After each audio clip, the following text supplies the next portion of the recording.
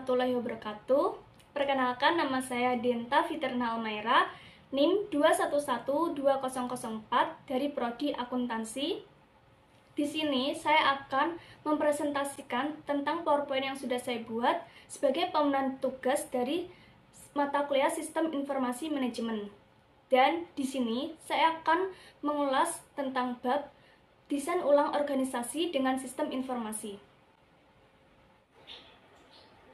Oke, pertama-tama di sini saya akan menjelaskan tentang pendahuluan.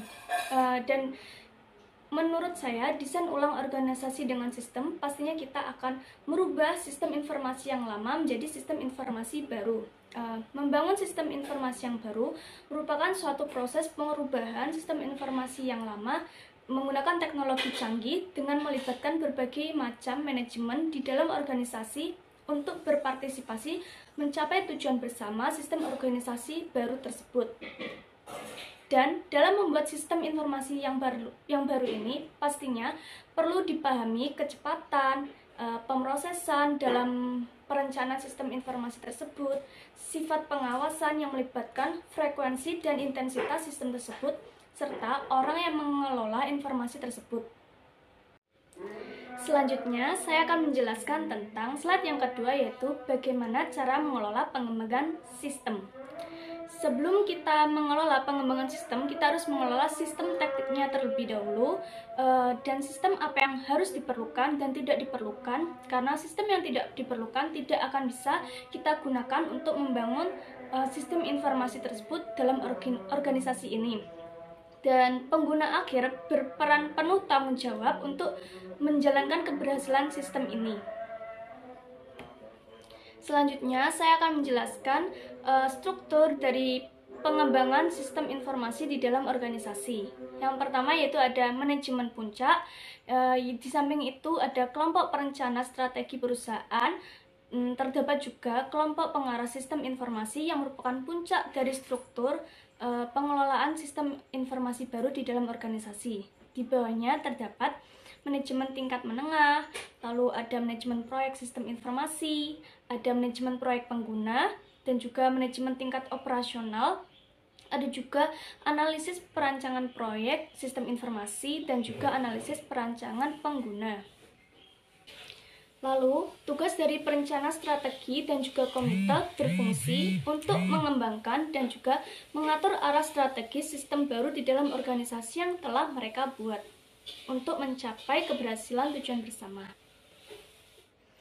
Selanjutnya, terdapat manajemen puncak yang tugasnya untuk mengarahkan strategi agar sesuai dengan koordinasi sistem yang baru yang telah dibuat dengan rencana strategi agar terkoordinasi, dan juga selain itu bersifat untuk menyediakan dana yang diperlukan dalam memulai sistem organisasi yang baru tadi. Kurangnya keterlibatan sistem puncak ini akan menyebabkan kegagalan di dalam sistem organisasi ini nantinya. Selanjutnya ada komite pengarah sistem informasi yang tugasnya yaitu bertanggung jawab penuh dan langsung di dalam suatu sistem organisasi untuk mengembangkan sistem dan juga pengoperasiannya. Tugasnya yaitu untuk mereview, untuk menjalankan rencana-rencana sistem organisasi melalui koordinasi dan juga integrasi sistem. Tingkatan manajemen berikutnya yaitu tim manajemen proyek berkaitan dengan manajemen proyek-proyek khusus yang umumnya merupakan kelompok bawahan dari manajer sistem tunggal seperti manajer user dengan pertanggungjawaban proyek tunggal yang mereka buat. Dan selanjutnya terdapat tim proyek sistem informasi yang merupakan bawahan dari manajer, biasanya dirancang langsung oleh profesional sistem seperti analis dan juga programmer. Tim ini biasanya terdiri dari analis sistem, analis fungsional seperti spesialis bagi profesional sistem dari bidang bisnis yang relevan, dan juga programmer aplikasi, dan dapat pula spesialis database. Tim ini biasanya bertanggung jawab secara penuh untuk mengatur aplikasi dan juga wakil staf legal pada bagian besar aktivitas ini, dan spesialis dapat melakukan konsultasi. Diskusi dengan manajer dari kedua bidang sistem informasi akan sangat bermanfaat untuk mengambil keputusan bersama mencapai strategi sistem yang telah ditentukan sebelumnya tadi. Selanjutnya, saya di sini akan menjelaskan tentang tahap-tahap rencana pengembangan dari sistem informasi itu sendiri. Yang pertama, ada tujuan rencana sistem informasi. Yang kedua, dan terdapat rencana bisnis strategis. Yang ketiga, sistem yang sedang berjalan.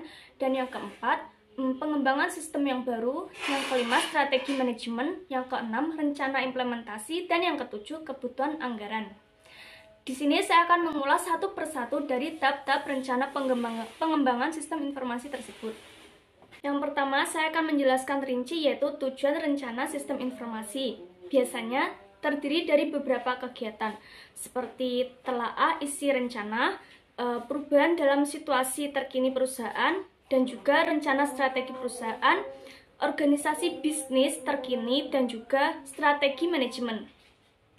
Yang kedua, rencana bisnis strategis. Biasanya meliputi kegiatan yaitu situasi terkini, organisasi bisnis terkini, dan juga lingkungan yang telah berubah, sasaran penting dari rencana bisnis. Yang ketiga, sistem yang sedang berjalan. Biasanya meliputi dari sistem-sistem utama yang mendukung fungsi-fungsi bisnis, ada juga kemampuan hardware, software, database, telekomunikasi, dan juga kesulitan dalam memenuhi persyaratan bisnis. Yang keempat, ada pengembangan sistem yang baru, meliputi proyek sistem baru, penjelasan tentang proyek rasional bisnis. Selanjutnya, ada kemampuan dalam hal hardware, software, database, dan telekomunikasi. Yang kelima, yaitu strategi manajemen. Biasanya meliputi rencana akuisisi, jadwal, keselarasan dengan organisasi, reorganisasi internal, pengendalian manajemen, ada juga inisiatif pelatihan utama, ada juga strategi terhadap pegawai. Yang keenam, rencana implementasi. Biasanya terdiri dari rencana implementasi terinci, ada juga kesulitan yang diantisipasi dalam penerapan sistem. Terakhir, laporan kemajuan. Dan yang ketujuh, kebutuhan anggaran. Biasanya meliputi dengan kebutuhan, kemungkinan terjadi penghematan, dan juga pembiayaan. Slide selanjutnya, saya akan menjelaskan tentang menentukan kebutuhan informasi organisasi. Organisasi ini harus memiliki pemahaman yang baik dan juga kebutuhan informasi yang dalam jangka waktu panjang agar strategi perencanaan organisasi dapat berjalan dengan lancar tanpa adanya hambatan. Ada dua metodologi yang penting dalam menentukan kebutuhan informasi bagi organisasi tersebut, seperti yaitu satu, analisis perusahaan, dan yang kedua, faktor-faktor kesuksesan. Untuk selanjutnya, saya akan menjelaskan tentang analisis perusahaan. Analisis perusahaan itu sendiri merupakan analisis kebutuhan informasi dari sisi perusahaan secara keseluruhan dengan melihat keseluruhan organisasi mulai dari unit organisasi, fungsi, proses, elemen-elemen data dari yang membantu mengidentifikasi intensitas kunci dan juga atribut-atribut di dalam organisasi tersebut. Selanjutnya, saya akan menjelaskan tentang keuntungan dari analisis perusahaan. Yang pertama yaitu untuk memberikan gambaran tentang data-data yang sangat diperlukan oleh perusahaan sebagai bentuk dari pengetahuan mereka secara langsung. Yang kedua, untuk membantu organisasi dalam konsensus yang merupakan sejumlah besar manajer dan juga digunakan untuk penggunaan data. Yang ketiga, membantu organisasi dalam mengatasi apa yang seharusnya dilakukan jika terjadi masalah ataupun dalam pemrosesan informasi jika memang terjadi rencana yang strategis tersebut ada hambatan. Selanjutnya, terdapat faktor kesuksesan kritis dan juga sasaran organisasi. Contoh, perhatian terhadap laba, sasarannya laba per saham, ROI, pangsa pasar, dan produk baru. Biasanya faktor kesuksesan kritisnya berasal dari industri otomotif, styling, sistem dealer berkualitas, dan juga pengendalian biaya dan standar energi. Yang kedua yaitu terdapat contoh perhatian terhadap non-laba. Biasanya sasarannya berada pada perawatan kesehatan yang baik, kepatuhan terhadap aturan pemerintah, dan juga kebutuhan kesehatan di masa depan. Faktor kesuksesan kritisnya seperti integrasi rasional dengan rumah sakit, dan juga penggunaan sumber daya yang efisien, dan monitoring peraturan yang baik untuk menuntun masyarakat. Slide selanjutnya, saya akan menjelaskan tentang keunggulan dan juga kelemahan metode dari faktor kesuksesan kritis.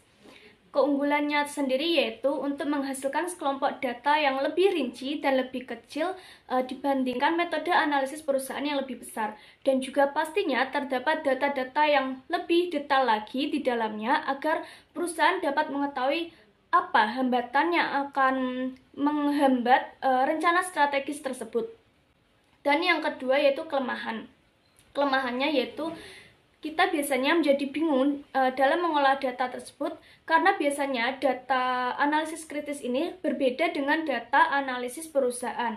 Di samping itu sendiri kita bingung membedakan antara yang mana yang benar, apakah analisis kritis ataupun analisis perusahaan, atau malah ada hubungannya antara analisis tersebut. Selanjutnya saya akan menjelaskan tentang pengembangan sistem dan juga perubahan sistem organisasi. Biasanya perubahan sistem organisasi juga akan merubah struktural organisasi tersebut secara rasionalisasi, reengineering, dan juga perubahan paradigma. Berikut ini merupakan resiko dan hasil pengembangan dari perubahan sistem organisasi yang akan merubah struktural sistem organisasi secara menyeluruh, yaitu 1. Otomatisasi dengan menggunakan komputer, maka mempercepat kinerja para petugas, para bawahan manajer menjadi efisien dan bagian masing-masing organisasi menjadi berjalan dengan lancar dan tidak seperti biasanya. Yang kedua, rasionalisasi. Rasionalisasi prosedur, yakni merupakan penyelarasan standar prosedur operasi yang mengurangi kendala-kendala dan hambatan di dalam rencana sistem organisasi tersebut. Yang ketiga, ada rekayasa ulang bisnis atau reengineering, merupakan perubahan sistem, perubahan rencana, perubahan strategis. Misalnya ada rencana yang tidak diperlukan, dan juga untuk mereview rencana-rencana yang mungkin akan diperbaiki lagi agar sistem informasi berjalan lebih baik dan lebih ringkas dalam menjalankan sistem informasi tersebut di dalam organisasi. Yang keempat, ada perpindahan paradigma, yaitu mengatur ulang sistem organisasi dan juga sistem informasi. Selanjutnya, di sini saya akan menjelaskan tentang apa saja yang akan berubah di dalam organisasi apabila kita menggunakan teknologi informasi terbaru, yaitu pertama dari segi transaksi. Teknologi informasi dapat mengubah segi transaksi yang tidak terstruktur menjadi strategi yang struktur secara rutin. Yang kedua, geografis. Teknologi informasi dapat memindahkan informasi dengan kecepatan yang lebih tinggi dibandingkan dengan kecepatan yang biasanya dan menjadikan masalah geografis tidak menjadi kendala di dalam organisasi tersebut. Yang ketiga, ada otomatisasi, merupakan penggantian atau mengurangi tenaga kerja dalam suatu proses. Jadi biasanya terdapat banyak karyawan sehingga mungkin perusahaan akan mengeluarkan gaji yang lebih banyak untuk para karyawan. Dan dengan menggunakan teknologi informasi, maka akan mengurangi gaji karyawan karena karyawannya juga akan berkurang. Selanjutnya ada analitis, yang dapat teknologi informasi dapat menggunakan metode analitis yang kompleks dalam suatu proses sehingga dapat mempercepat kinerja perusahaan tersebut. Ya, selanjutnya ada informasi berguna untuk menyediakan informasi secara rinci di dalam data perusahaan tersebut. Slide selanjutnya saya akan menjelaskan tentang merancang ulang proses bisnis. Jadi perusahaan dapat berfokus pada pembuatan sistem yang baru, tentunya dengan menggunakan teknologi sistem yang baru, dan juga pastinya sebelum mereka menggunakan teknologi informasi sistem yang baru, mereka akan mendapatkan sedikit pendapatan, tidak seperti menggunakan teknologi informasi yang baru. Karena dengan kita menggunakan teknologi informasi yang baru, pastinya kita akan mempercepat jalan kinerja kita, jalan kinerja sistem perusahaan kita. Jadi banyak sekali keuntungan yang kita dapat apabila kita menggunakan teknologi informasi sistem baru tersebut. Langkah-langkah dalam merancang ulang bisnis yaitu dapat kita lakukan dan kita awali dengan cara: 1. Mengembangkan visi, misi, dan bisnis kita di dalam organisasi perusahaan tersebut. Yang kedua, mengidentifikasi proses bisnis yang kita rancang sebelumnya menjadi identifikasi terbaru di dalam perusahaan tersebut. Dan yang ketiga, memahami dan mengukur kinerja perusahaan kita sebelumnya ke kinerja kita yang terbaru agar kita tahu bahwa oh, sebelumnya itu seperti ini, jadi harus ditingkatkan lagi yang seperti ini. Yang keempat, ada menentukan kesempatan-kesempatan untuk menerapkan teknologi informasi. Dan yang kelima, yaitu membuat suatu prototipe terbaru. Dari uraian di atas, pastinya kita ingin tahu apa contoh dari mengukur kinerja pada suatu organisasi. Dan di sini saya akan menjelaskan tentang contoh yang sudah saya tampilkan di dalam slide ini. Contoh yang pertama yaitu produktivitas, efisiensi staf, kegiatannya pemrosesan transaksi, sebelum direvisi nilainya 9 dan setelah direvisi nilainya menjadi 450. Keterangannya, dasar rata-rata industri atau 2 unit diproses per tenaga kerja.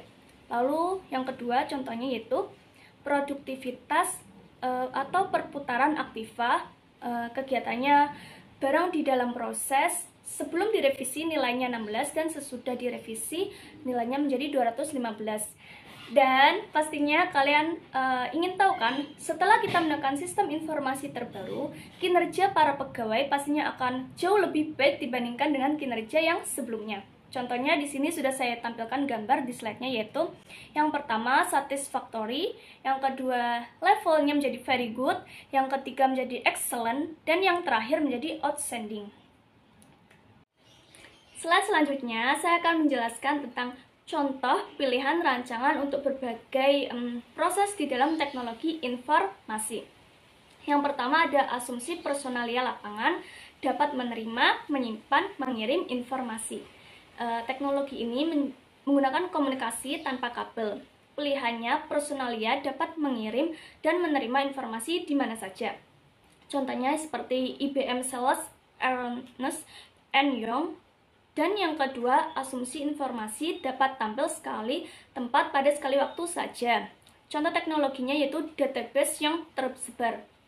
Pilihannya, orang-orang dapat bekerja sama pada proyek yang sama dari lokasi yang terpencar. Informasi didapat menggunakan secara simultan di mana saja dibutuhkan. Contohnya yaitu Audition Suppliers Bank One. Selanjutnya, terdapat orang yang diperlukan untuk memastikan di mana suatu barang berada. Teknologi pelacakan dan identifikasi otomatis. Dan juga benda yang dapat memberitahu di mana mereka berada, seperti contohnya United Parcel Service Cardinal National. Yang terakhir, bisnis perlu mencadangkan persediaan untuk mencegah kekurangan. Bentuk teknologinya jaringan telekomunikasi dan EDI. Pilihannya pengiriman just in time dan penawaran tanpa persediaan. Contohnya Walmart Baxter International. Oke teman-teman, berikut tadi penjelasan saya di dalam PowerPoint ini mengenai materi yang berjudul Desain Ulang Organisasi dengan Sistem Informasi, yang pastinya akan membuat kalian paham dan lebih mengerti lagi tentang materi ini. Apabila saya ada salah kata ataupun salah ucapan, mohon dimaafkan dan mohon dimaklumi. Terima kasih atas perhatiannya. Wassalamualaikum warahmatullahi wabarakatuh.